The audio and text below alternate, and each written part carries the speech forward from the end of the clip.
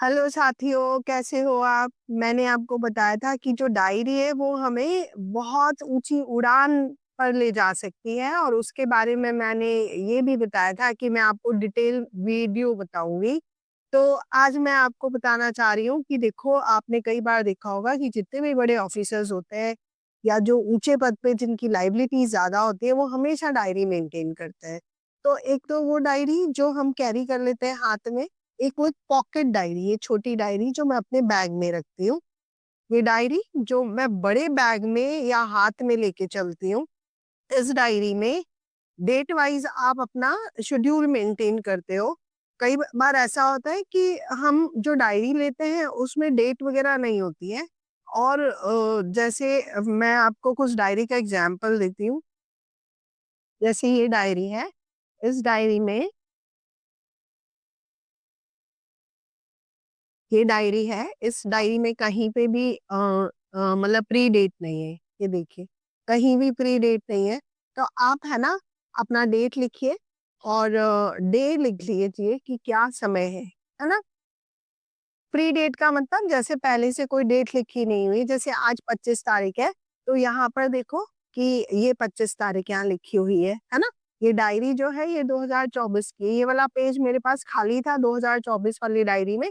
तो मैंने इसको लिख लिया और मैंने इसको काट के 24 को 25 कर दिया। तो ये आप अपना पेज भी बचा सकते हैं, कागज बचाना सीखिए। जरूरी नहीं है कि हम बाजार से हर साल नई डायरी लेकर आए। अगर आपके पेजेस बच गए तो आप उसको कट करके और ईयर और डे और डेट मेंशन कर सकते हो।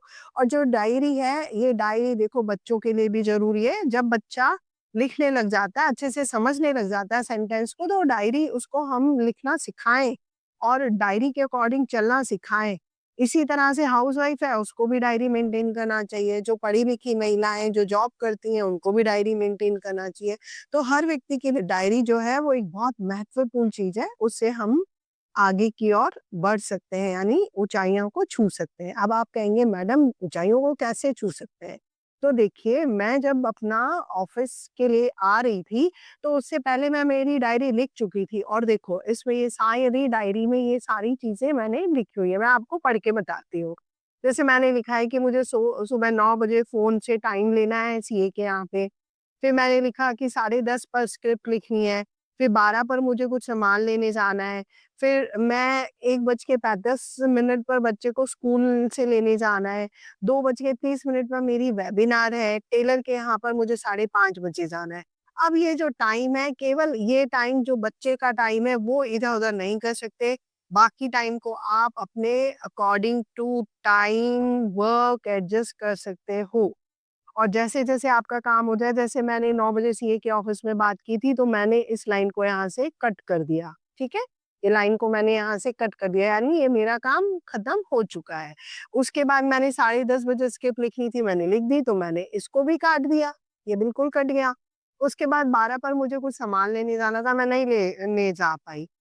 इसी तरह से जो शेड्यूल है, अब आप सपोज करो आपका पूरा दिन खत्म हो गया, आपके कुछ काम बच गए, तो आप क्या करोगे? जब रात को सोने जाओगे तो आप अपनी डायरी को देखोगे और ये देखोगे कि ये काम मेरे बच गए, तो आप उसको दूसरे दिन के लिए इस काम को लिखोगे और इस तरह से आप अपने काम को जल्दी पूरा कर पाओगे और तय समय पर कर पाओगे। और ऐसी इम्पोर्टेंट चीजें जो आपको लगता है वो आप इस छोटी डायरी में जरूर लिखें। और ये बड़ी डायरी यदि आप कैरी नहीं कर सकते हो तो आप छोटी डायरी में लिख के अपने पॉकेट में लिखें। जिस तरह से आप फोन का इस्तेमाल करते हो, एवरी टाइम आपके हाथ में फोन रहता है, आपके हाथ में डायरी भी होनी चाहिए। और डायरी के अकॉर्डिंग यदि आप काम करोगे तो बहुत जल्दी ऊंचाइयों पे समय पे पहुंचोगे। इसलिए मैं आपको इस वीडियो के माध्यम से ये संदेश देना चाहती हूँ, ये डायरी आपकी उड़ान है। इस डायरी के जरिए आप उड़ान भरिए और तय समय पर, सही समय पर ऊंचाइयों तक पहुंचिए। अगर आपको ये वीडियो अच्छा लगा तो आप मेरे वीडियो को लाइक कीजिए, सब्सक्राइब कीजिए और ज़्यादा से ज़्यादा शेयर कीजिए। Thank you.